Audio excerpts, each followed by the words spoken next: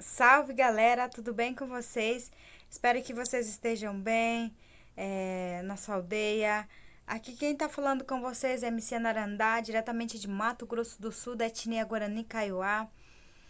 Já deixo aqui meu abraço especial para Laura Almeida, minha amiga linda, maravilhosa. E aqui até marquei o nome para eu não falar errado, né?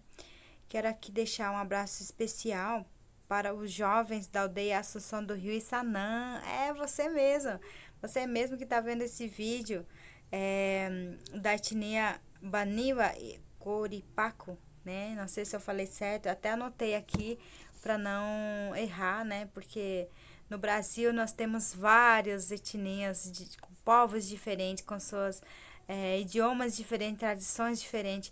E hoje aqui eu tô falando com você, você mesmo.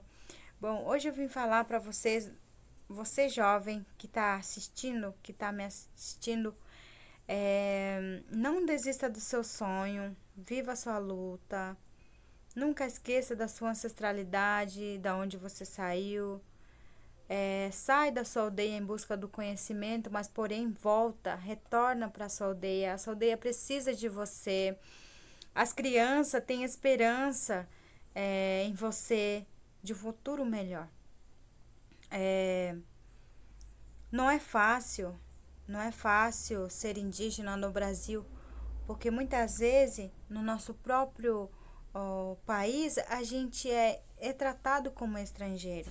Então, para isso, você já tem que se preparar espiritualmente e emocionalmente antes de você sair da sua aldeia para você enfrentar o mundo lá fora. Porque o mundo lá fora é bem diferente. É bem diferente daquilo que você vive diariamente. Então, quando você sair em busca do seu sonho, retorne, mas retorne com força, com a garra e com sua conquista e também com a coragem que sua ancestralidade te deu. Com isso, as crianças que estão na aldeia, eles terão a esperança em vocês, porque vocês são a esperança. O sonho da gente nunca vai custar barato, sempre vai custar muito caro, porque vocês vão lutar até conseguir. Você tem que sonhar por você. Outra pessoa não vai sonhar por você. Então você viva o teu sonho, corra atrás que você vai conseguir. É nóis.